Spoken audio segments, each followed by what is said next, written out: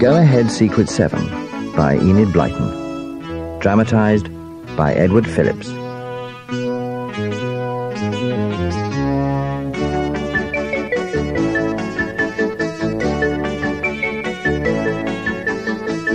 There hadn't been a meeting of the Secret Seven Society for ages, and Peter thought that he really must call one soon. Nothing much had happened lately, but it would never do to let the society come to an end. But you can't solve mysteries unless there are some to solve, thought Peter, so we'll have to think up something useful to do till an adventure comes along. He called a meeting for the very next day, immediately after school. His mother suggested that all the members should have tea first, and Peter's sister Janet had carried everything down to the shed, which was their headquarters.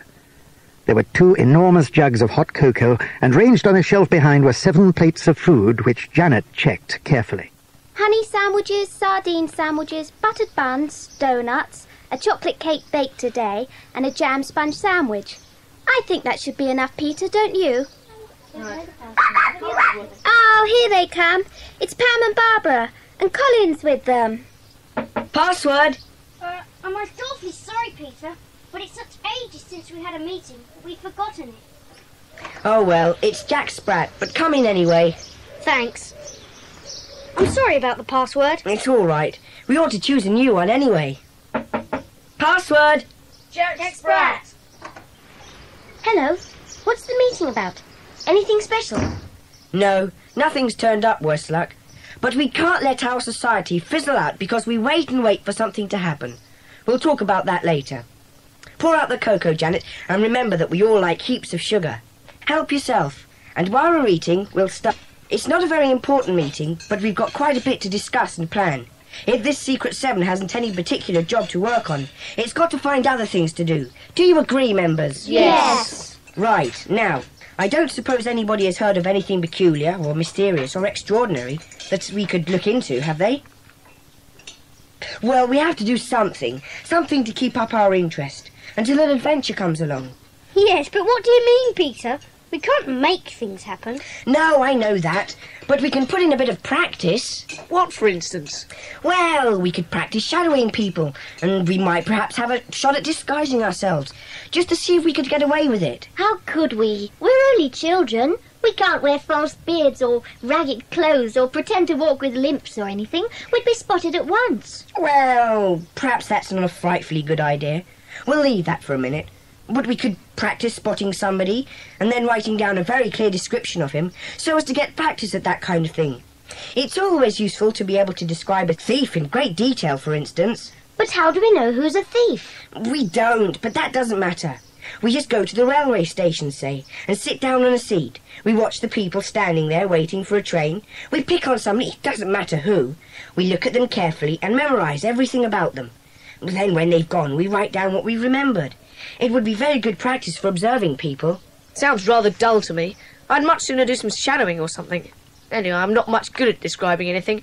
I'm always bottom in composition at school. I just can't think of anything to say. All right, you can do the shadowing. Colin, you'd better do the same. Perhaps the girls would be better at spotting people and describing them. Go to the station or the bus stop. Anywhere will do. Jack, you and I will do a bit of spying. We'll find a good spying place, sit there and watch what goes on without being seen. It will be good practice for when we really have to do it. How do we do the shadowing? We'd be seen following anybody in broad daylight. We'll do it in the dark then, but don't go shadowing anyone together, you and Colin, or you'll be spotted at once, and that would be silly.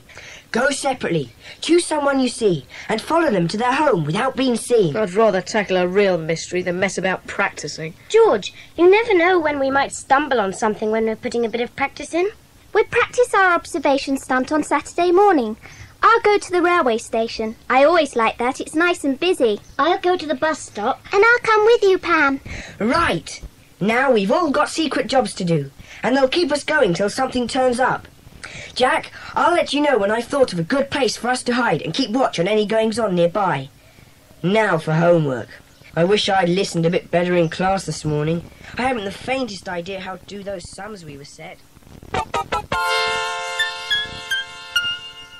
George wasn't at all happy with his shadowing job at first, but the more he thought about it, the more interested he became. He decided to start right away, and when he got home from the meeting, he put on a pair of rubber shoes so that he wouldn't make any noise. He also put on a dark overcoat so that he wouldn't be seen in the shadows, and he even blacked his face. He looked most peculiar. He decided to slip out of the back door. If his mother caught sight of him, she would have a fit. He also took with him a rubber truncheon that he had had for Christmas. Now he could really pretend to be a policeman. The truncheon looked exactly like a real one, but was only made of thin brown rubber. He crept downstairs and out of the garden door, went down the path to the back gate and came out quietly into the dark street. He went along cautiously, keeping to the shadows and swinging his rubber truncheon. The only question was, who was he to shadow? There didn't seem to be anybody about. Wait a minute, though. Was this the bus coming? Yes, it was. Good. It would set some passengers down and he could shadow one of them home. The bus pulled into the stop, and George saw some black shadows moving as people stepped down from it. Somebody was walking towards him. George pressed himself back into a hedge and waited. The man was a tall, stooping fellow, wearing a bowler hat and carrying a bag. As he passed, George came out from the bushes and began to follow him, keeping well into the darkness of the trees. Down the road to the corner, round the corner, carefully and cautiously, there was the man ahead of him, halfway down the road. George trotted on after him. He decided to get a little nearer so that he could see exactly where the man lived when he went into his house. He quickened his pace, his eyes on the stooped figure ahead of him. But unfortunately, he was so anxious not to lose sight of the man that he completely forgot to check behind him. And then, suddenly... Just what do you think you're doing, creeping along in the dark like that? What's this you've got on your wrist? A truncheon? Don't tell me you meant to use it, you wicked little scoundrel. And why is your face blacked up? Are you one of those little hooligans who think they can attack innocent people and rob them and... Of course I'm not. Let me go. I'm just shadowing somebody. Just for practice, that's all. So you are up to no good. I followed you right from the bus, you little wretch. I watched you hiding here and there, creeping round corners, following that old fellow with a bag. Come along with me. I'm taking you to the police station. Oh, please don't do that. My mother would be so upset. Take me home. I'll tell you my name and address and come with you, and I can explain everything there. Well, all right. I'll take you home and have a word with your father. What you need is a good hiding. On Monday evening, immediately after school, there was a special emergency meeting of the Secret Seven. They all knew what it was about. It was about George. I expect Peter's told you everything that happened. It was just, well, bad luck, that's all. I went out on shadowing practice and I got caught. I now resign from the Secret Seven. Oh, no. Here's my badge. Thank you for letting me belong. I think that's silly. I'm very, very sorry to go, but Dad says I must. In fact, he insists on it. I'm to have nothing more to do with the society. Well, I think it's horrid of him. No, he's not horrid. It was that man's fault. He caused all the trouble, making such a fuss about me. He knew I wasn't doing any harm. Who was he, George? Do you know? No idea. I'd never seen him before. When Dad asked him for his dress, he said he'd just arrived and was staying at that little hotel, called the Starling. He didn't give his name. I've a good mind to go and find out who he is and tell him what I think of him. Yes, that's a good idea. You and Colin and me will go, Jack. It's the least we can do for poor old George. I must say I couldn't understand why he had to be so jolly interfering. Even when I told him who I was and where I lived, he was just as mean. Starling's Hotel. I'll just write that down in my notebook. We'll go and ask for him and tell him he's done a jolly mean thing. What are you going to do about the Secret Seven, Peter? I mean, you're only 6 now, I'm out of it. Will you be the Secret Six? No, we began as the Secret Seven and we'll go on as the Secret Seven. You can't just suddenly change a society as important as ours. Well, you'll have to get a 7th then. I shall hate that. Who will you get? Lenny? Richard? No. Hadn't we better all put up somebody's name and then vote on it? That's if we've got to have someone else. I shan't much like anyone in George's place. You will like the one I'm all thinking of, I promise you. Who is it? He's with us here tonight. But he will only be a temporary member, just till we get George back again. Because I'm determined to go and find that man and make him go and ask George's parents to let George belong to the Secret Seven again. But who is the temporary member? There's nobody here but us. It's Scamper!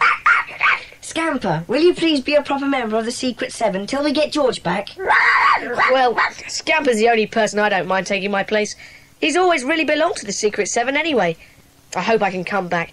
But I don't feel so bad now that Scamper's a temporary 7th member. Good old Scamper. Pin the badge on his collar, Peter. I'd better go and let you get on with your meeting. Good luck, everybody. Hope to see you soon. Goodbye. George. Bye. Now, we'd better hear how the rest of us got on with our special jobs. Janet, you first. Well, I was at the railway station, and I picked out 2 people to observe as they passed. They came off the 10:13 train from Pilbury. First, an old woman with a round face, a big nose with a wart at one side and grey curly hair. She wore a green coat with a belt, a hat with lots of red cherries round it. Mrs. Lawson! Yes, quite right. I chose her just to see if I could describe her well enough for you to recognise. Now, the second person I chose was a bit peculiar. A pea man who walked a bit lame, had an old soft hat pulled well down over his face, a funny hand. What do you mean, a funny hand? Well, I don't know what was the matter with it. It looked as if 2 fingers were missing, and it was sort of deformed and crooked. His hat was too low to see the colour of his hair, and he had no tie or scarf. Do you think you would recognise him if you saw him? Rather. I'll say. Jolly good, Janet. Now, Barbara and Pam, what about you? Well, we didn't see anybody interesting, really. Not interesting enough to make a note of. Well, you wouldn't be a bit of use if we were really trying to find out something. It's not our fault. We did our best. Never mind. What about you, Colin? Well, I didn't see anyone at first, and it began to rain, and I was pretty fed up. But then a man with a dog came along. I thought he must be taking it out for an evening walk, but he didn't seem to like it very much. It kept whining and pulling away from him. I couldn't see what the dog was like at first, because it was too dark. But then, when the man and the dog walked under a street lamp, I saw that it was a bull terrier. A beauty, a real beauty. Well, I shadowed the man and the dog, and it was really pretty easy, because the man was so much taken up with the dog, having to drag it along, that he hadn't time to notice me at all. Well, what happened then? I followed them down Hartley Street and across King's Square and into a little dark alley that led between some big buildings. I went down the alley cautiously because I couldn't see my way very well and dared switch on my torch. Was the man there? Well, that's the funny thing, Jack. I went right down the alley, and just as I was nearly at the end, I heard the man coming back. I knew it was him because he had the same kind of quick dry cough my granddad has, and he was coughing as he came. What did you do? I squashed myself into a doorway, and the man walked right by me without seeing me. But he hadn't got the dog with him. I wondered where he had put it, and why he had gone down there and come straight back again. So I went to the end of the alley and switched on my torch. And was the dog there? No, the alley led into a little yard surrounded entirely by high walls. It was a messy place full of rubbish, old boxes, crates, broken crockery, sacks, all sorts of things. It was very quiet, completely enclosed, and no way out but the alley. I flashed my torch all round, expecting to see the dog somewhere, tied up perhaps, or even in a kennel. But there wasn't a sign of it. Where was it then? That's what I still don't know. I looked absolutely everywhere. I listened and I called softly, but no, not a growl, not a whine, not a movement. And as I told you, there was no way out of that yard except the alley. But a dog just can't disappear into thin air. No, it certainly can't. There's something very strange about this, Colin. And the funny thing is, Jack and I saw a man with a dog too. Only it was a poodle, not a bull terrier. We found a spy hole in a thick clump of leafy twigs springing out around the trunk of an elm tree. They hid us beautifully. We sat there, peeping through the leaves, and at first we didn't see anything.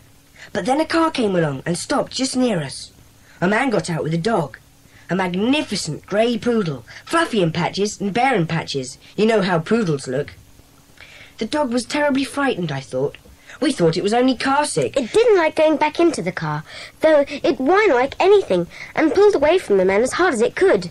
He was pretty rough with it, I thought. I suppose the poor thing knew it would be car sick again. Well, your report doesn't seem very interesting, Peter. Did you take the car's number? I bet you didn't. As it happens, we did. It was PSD 188L. PSD, pretty sick dog. That's easy enough to remember. Yes, that's good. Did you see what the man looked like? No, it was too dark for that, and we weren't all that close. Well, I think Colin's story is the most interesting, and there may well be something worth looking into there. I vote a couple of us go down tomorrow evening and take a look at that yard. What a pity George isn't in this too. Peter, do go to that hotel and tell that man he's got to go and tell George's parents they're to let him join the Secret Seven again. He'll be so upset when he knows we may be mixed up in something strange again. and he won't be there to share in it. All right. We'll go tomorrow, after school. And then we'll go and explore that yard. So, after school the next afternoon, Colin, Jack and Peter set off for Starling's Hotel. It was rather a run-down place, and the woman at the reception desk was not at all friendly. She said there was only one guest who had recently arrived at the hotel, a Mr. Taylor, and she directed them into the lounge. As they entered, Taylor looked up with a scowl on his face. What do you want? It's about George, our friend. The boy you called the other night. You thought he was up to no good, but actually he was only putting in a bit of shadowing practice. He belonged to our secret society, you see.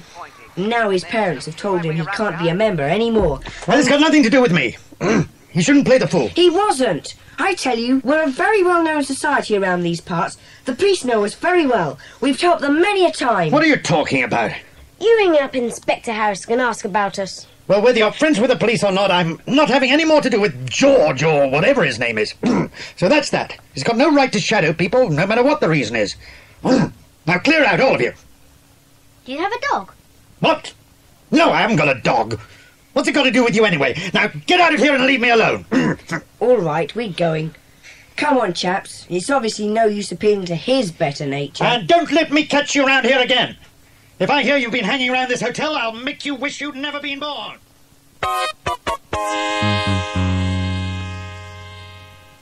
Gosh, wasn't a pleasant man. Yes, as soon as I saw him, I knew he was the kind of fellow that likes to get people into trouble. Colin, why did you ask him if he had a dog? Because that was the same man that I saw the other night. The one with the disappearing dog. What? Are you sure? Positive. And he said he didn't have a dog. This is getting more and more mysterious.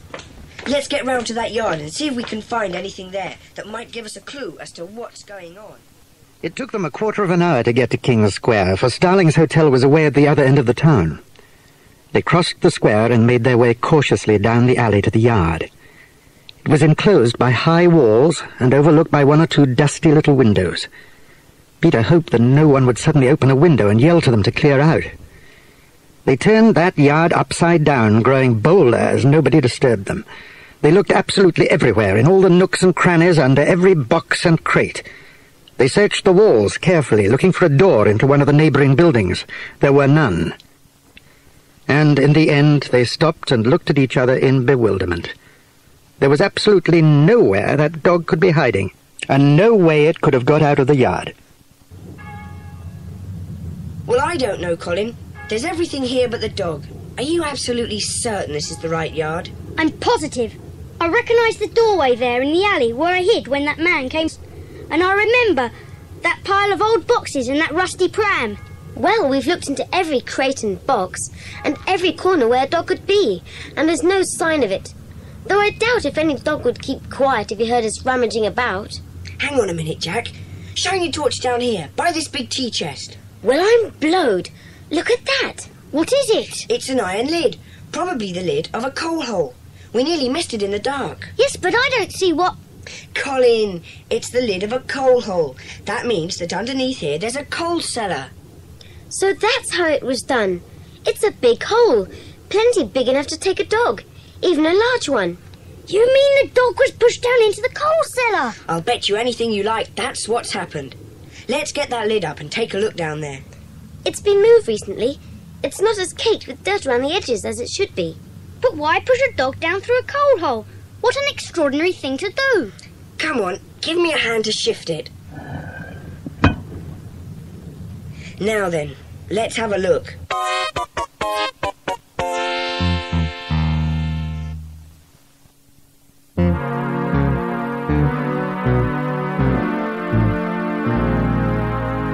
Can you see anything? It's as black as a... well, as black as a coal hole down there. Can't see a thing. Hand me a torch, Jack. Here you are. Thanks. Nothing. No sign of a dog or any coal or coke either. Just a dark, horrible, deep hole. Anyone care to jump down and take a look? No thanks. I must say I agree with you. It goes down a very long way. It would be silly to risk it. Come on, we'd better put the lid back on. I'm not sure I like this nasty, lonely little yard now it's getting dark. Wait a minute. I've got an idea. What is it? Colin, what on earth are you putting your head down the coal hole for? Did you hear that? The dog is down there, and several others too, by the sound of it. They heard my whistle, and they barked. Far away somewhere, but they barked all right. So that fella did push the dog down in the cellar, and probably several more besides. Now I wonder why he did that. Well, anyway, let's put the lid back now. We don't want anyone to suspect that we've stumbled on some part of their secret. We'd better get going back home. My mother will be wondering where I am. Peter, one of these buildings has a lighted window. Do you suppose the coal cellar belongs to that one? It's impossible to tell, Jack. But even if it did, it might not have anything to do with the dogs. Well, it wouldn't hurt to take a look. If we could find out what sort of place it is, it might just possibly give us a clue. All right. The building with the lighted window should be the one on the left-hand corner of the alley. Let's just take a look on the way back. If it is an office of some sort, there should be a sign on the door. Alliance of Calinated Sack Manufacturers. What on earth does that mean? Well, that certainly doesn't tell us very much. I don't think there's anything more we can do here tonight, Peter. Let's get back. Wait a minute. Quick, get back into the shop doorway. What's up? There's someone coming out of that building. Keep in the shadows now, or he'll see us. There he goes. He's crossing to the bus stop. Peter, do you notice anything familiar about him? Yes, I think... Hang on, here comes the bus. Where does that bus say it's going to go to? Can you see? Pilbury, and the man's getting on. Peter, did you notice his hand when he put it out to take hold of the bus rail? No. Why? It was sort of crooked, and there were 2 fingers missing. Don't you remember Janet's report? Of course. Colin thought he looked familiar. It was that man she described getting off the train from Pilbury. Hat well pulled down over his eyes, walked a bit lame, and a funny hand. It all fits. He's the same man. But wait a bit. There's nothing extraordinary about our seeing the same man as Janet, is there? I mean, it's just a coincidence, that's all. Yes, you're probably right. Still, I can't help feeling there's some connection between everything we've seen. If only we could work out what it is. I think this calls for a special meeting of the Secret Seven. Tomorrow, after tea, usual place. We'll pull all of our information and see if we can't come up with any answers. And so, members, that's all we know for certain so far. We know there's a dog down in the cellar, and probably others as well. We know that the man with the funny hand probably works in the building on the corner of the yard. We think we know that the man at Starling's pushed the dog down the coal hole, and that he may have put the others down there as well. Now, where do we go from here? I think that the man you saw getting on the bus was definitely the same one I saw at the station. He probably lives at Pilbury. I saw him getting off the train from Pilbury, and you saw him getting on the bus for Pilbury. Though I can't see that it's all important to know where he lives. He may not have anything to do with this affair at all. That's what we thought. Do you suppose there's anybody down in the coal cellar looking after the dogs? Well, there must be. There wouldn't be any sense in starving them. I think the dogs must be stolen ones. Colin saw one of them. You said it was a fine bull terrier, Colin, so it's probably very valuable and would fetch a fair bit of money. Gosh, you don't suppose that cellar's full of purebred dogs, all stolen? Why don't we look up the lost and found advertisements in the newspapers and see if any dogs are advertised as lost or stolen? Now that's a very good idea, Pam. And we could go to the police station and look at the notices outside. They often have posters giving particulars of lost animals. Excellent. Any more ideas? Well, I think we just have to explore that cellar. I did wonder if we could try to get into that building with the lighted window and see if its cellar led to the coal hole. But we can't do that. It's called breaking and entering, and you can get into the most frightful trouble for it. No, what we'll do is this. You, Colin, and you, Jack, will come with me and scamper to the coal hole tonight. And, Colin, you bring that rope ladder from your garden shed. We can use it to get down the coal hole. Bring torches, both of you, and wear rubber shoes. Pam and Barbara, you hunt through every paper you can get hold of, and see if there are any valuable dogs advertised as lost or stolen. Janet, you can go and look outside the police station and see if there are any notices there. And, as it's fairly near George's house, you can go and tell him the latest news. He may not be a proper member at the moment, But that's not his fault, and he deserves to know what's going on, even if he can't join in. Right, you've all got your jobs to do. Good luck. The following afternoon, after school, Janet called round at the police station and then went on to George's house. George was absolutely delighted to see her. He had been feeling considerably left out of things over the past few days, and he listened eagerly to everything Janet had to say. So all in all, it was quite a useful meeting. Pam and Barbara called in at the library at lunchtime this afternoon to look at the newspapers, and they found 3 advertisements about lost dogs: a pedigree greyhound, a purebred bull terrier, and an Alsatian. And the addresses are all quite close. We think the thief, or thieves, either sell the dogs or claim the reward. There was a reward of £20 offered for the Alsatian. I didn't find any notices about dogs at the police station, but there was one interesting one about a man that the police wanted to find. I wrote it down. John Wilfrid Pace, aged 71, small and bent, bald, shaggy eyebrows and beard, very hoarse voice, shuffles badly when walking, scar across the right cheek. I should know him all right if I saw him. Well, that's about all for the moment, George. We're all missing you very much, hoping you'll soon be back with us. I'll let you know if anything else exciting happens. Bye for now. All this going on and I'm not in on it. But why shouldn't I be on it? Why shouldn't I go down to the yard tonight and watch the others going down the coal hole? If I keep well hidden, they needn't even know I'm there. I may not be an official member of the Secret Seven anymore, but I'm not going to miss out on all the fun. Yes, that's what I'll do. I'll wait until it gets dark and then I'll...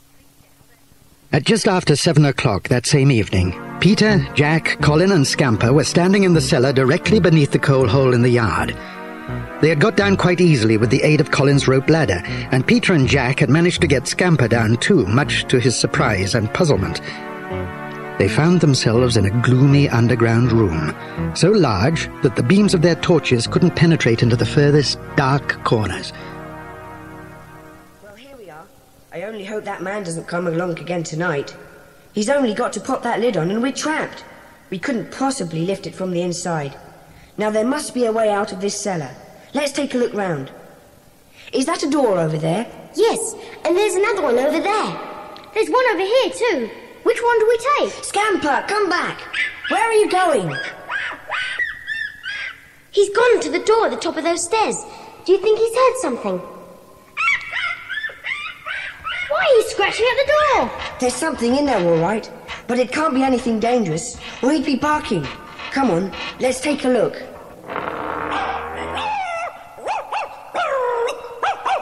My golly, look at this. There must be 5, 6 dogs at least here, and they're all shut up in cages. I say, look, there's a classic poodle we saw the other night. I'm sure it's the same one. And there's a bull terrier. See? I think it's the same one I saw with the man. There's a greyhound and a magnificent Alsatian. I bet those are the ones the girls read about in the papers. And here's a Dalmatian. Hello, Spots. You're a beauty, aren't you? What do we do now? We set them free and see if we can get them out of the coal hole. We'd never get them up the rope ladder, and I bet they'd begin to fight if we set them free. Look, there's a light switch. That's better. Now we can see what we're doing. Quiet! Listen, somebody's coming. Quick, hide in here behind the cages.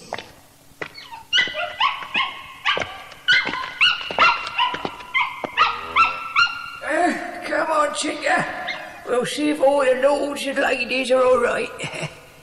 I don't think nothing of the likes of you and me. We don't care, do we? Well, my high and mighty ones, you're worse off than little Tinker here. You lost your old masters, but he's still got his. You may be worth your weight in gold, but you give all you got for a nice long walk, wouldn't you? What's the matter, Tinker? What are you doing behind those cages? What are you found, a rat? Wow. More visitors. Coming out. It's no use trying to hide. Tinker spotted you. Who are you? What are you doing here? Well, where did all these dogs come from? Why are you keeping them down here? Oh, I don't know where they come from. He just comes and goes, comes and goes. He comes in at that coal hole back there and they goes out up them stairs. What's he got to do with you? What are you doing down here anyway? If the governor catches you down here, you'll be for it. You just wait. He should be along any minute now. What's going on here, Pace? Joe, visitors, Governor. 3 young lads and another dog. Ah, visitors, eh? Trespassing, were you? Snooping about where you don't belong? All right, we know how to deal with trespassers. Pace, open the Alsatian's cage. Right. All right, come on, Ripper. Come on, boy, keep an eye on them. That's right, good boy. Now, you 3, you say exactly where you are. You see my hand? The one with 2 fingers off? Well, that's what an Alsatian did to me when I moved while he was guarding me. Now then, do you know what happens to boys who poke their noses into things that don't concern them? Huh? Well, you soon will.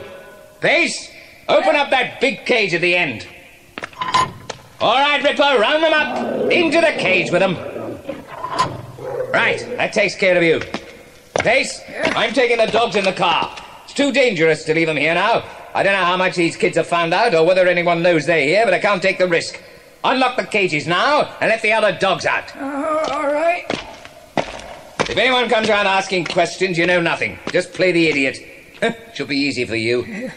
I'm afeard of the place. Well, hide away in the cellars. It's a warren of a place down there. No one will ever find you. Let these kids out in 24 hours' time. I'll be well away by then, so it doesn't matter what kind of tale they tell. They can't prove anything anyway. Right, is that the last one? Yes, Governor. Good, I'm off then. And remember, you know nothing. Come on then. Come on, boys. Come on, let's go.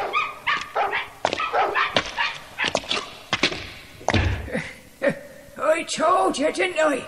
No, you're in a right mess. Serves you right. I don't like boys, nasty, tormenting creatures. I always said as they did ought to be shut up in cages, and now here you be, locked in my cages, and nobody knows where you are. And shall I tell you something else? If so be as the police come after me and take me, I'll not tell them about you. If poor old John Pace is going to be shut up, then you can stay shut up too.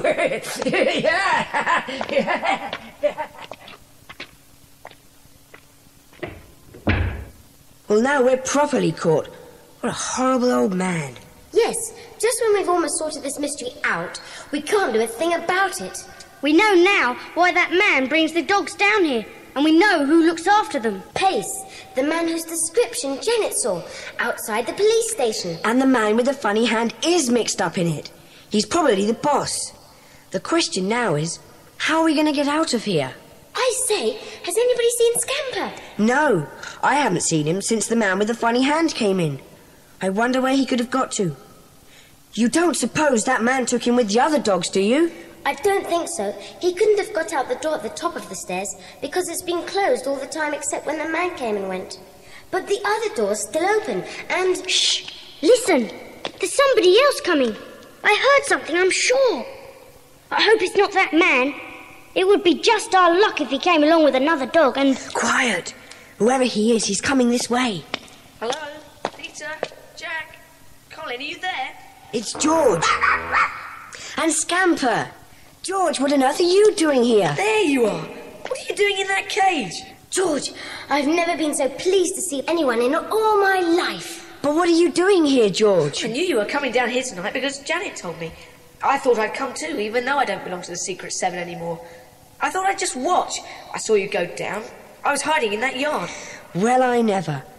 What made you come down into cellars then? I waited ages for you to come back, and you didn't. And then I suddenly heard old Scamper whining like anything down in the coal hole.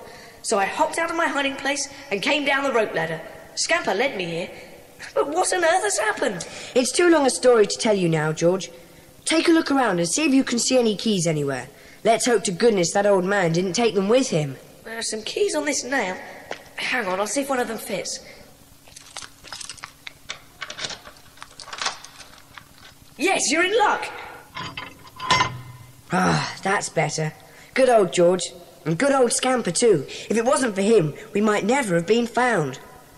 Now, come on. We've got to get to the police station and tell our story to Inspector Harris. It's up to the police now. We've done all we can. The following evening, after tea, there was a very special meeting of the Secret Seven. And this time there were 2 unexpected visitors. And so that's it. Our mystery solved. We've each had one bit of the jigsaw, and we found they fitted together. We saw what the picture was. We each did our bit. Even old George, who isn't even... Can I come in? I guess you'd have a Secret Seven meeting this evening. And my father says I can be a member again if you'll have me. Hey! You see, Inspector Harris came to ask me a few questions, and he told Dad that all the Secret Seven are quite remarkable people. And Dad never said a word about having turned me out. And after the inspector had gone, Dad said I could ask the Secret Seven to make me a member again. So here I am. We solemnly make you a member, George. Yes. Scamper, we told you were only temporary, didn't we? So you won't mind George taking your place. But you were very, very good as a member, wasn't he, everybody? Yes. If you hadn't gone to fetch George to the rescue last night, Peter, Colin and Jack would still be locked up in that dog cage. Who is it? I'm afraid I don't know the password. It's Jack Spratt. We'll soon have to choose a new one, though, so it doesn't matter telling you. Come in, Inspector. Thank you. I thought you ought to know the results of the good work done by this remarkable society. We got the car and the dogs at Pilbury. We'd never have traced it if you hadn't remembered the number of the car you saw. PSD 188L. Pretty sick dog. That's how we remembered the number, Inspector. Pretty sick dog. PSD. Oh, I see. Yes, anyway, you were right in your guess. The car that you saw the poodle in did belong to Hobson, the man in the cellar. He's got a garage at Pilbury, and that's where he'd put the dogs. Goodness knows how many dogs he's stolen and sold. Oh, and we also got the old caretaker fellow, Pace. He's a poor old stick, a bit feeble-minded, but clever enough to help a dog stealer, it seems. We got Taylor, too, down at Starling's. He's a bad lot. He and Hobson ran this dog-stealing business between them. Covered their tracks all the time and bamboozled us nicely. But they couldn't bamboozle the Secret Seven, could they? Well, I must be off. Thank you again for your help. Bye, Inspector. Well, there's our new password. What's he talking about? Bamboozle. Nobody would ever guess a word like bamboozle. How about it? Yes. Well, now everything's settled. What about a round of ice creams? I've got my Saturday money. I'll treat you all. Yes, and you too, Scamper. If anyone has earned an ice cream, it's you. So there go the Secret Seven out into the sunshine. Another mystery solved, another adventure over. But I bet there's another one just around the corner, don't you?